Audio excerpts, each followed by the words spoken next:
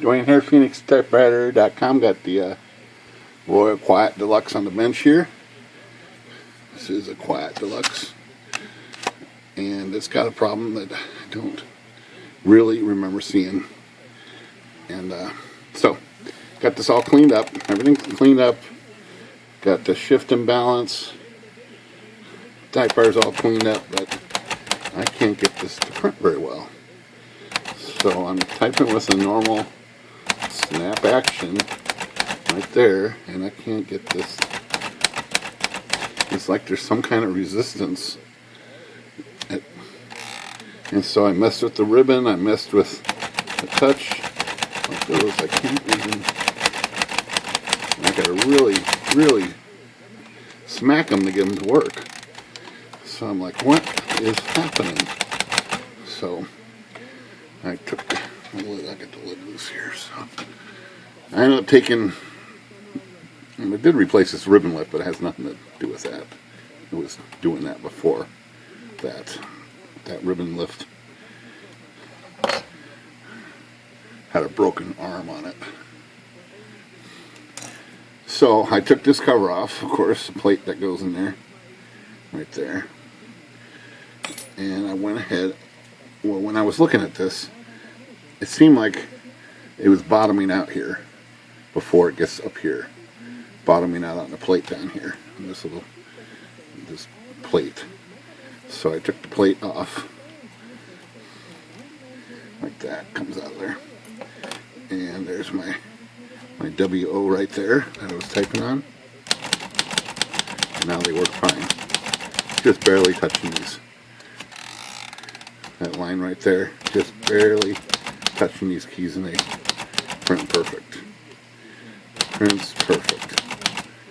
What is going on? I have never seen this piece cause a problem. And so I'm looking at this piece, and it's got individual slices of steel in here.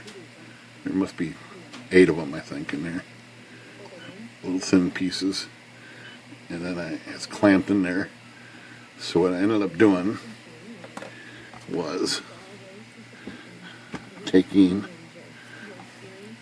the one that was in there and bending these tabs, bending the end tabs, which I've never done. And the steel could not handle bending. Some of these broke. This one here, tab is broken off. And these are barely holding on. But when I got it apart, I was able to get those shims out of there, and I took 2 of them out. In fact, one of these feels, there's different sizes. This one is a little thicker than this one. This one's super thin, and this one's 2 or 3 times the thickness. So I took 2 of these out, and then I put it back together, and I clamped the ends. So now we got this piece with 2 shims missing. Well, I took this out of a parts machine first, and it also didn't work. It was identical to the same problem. So then I stick this piece in, back in place, just like that, and everything is still fine.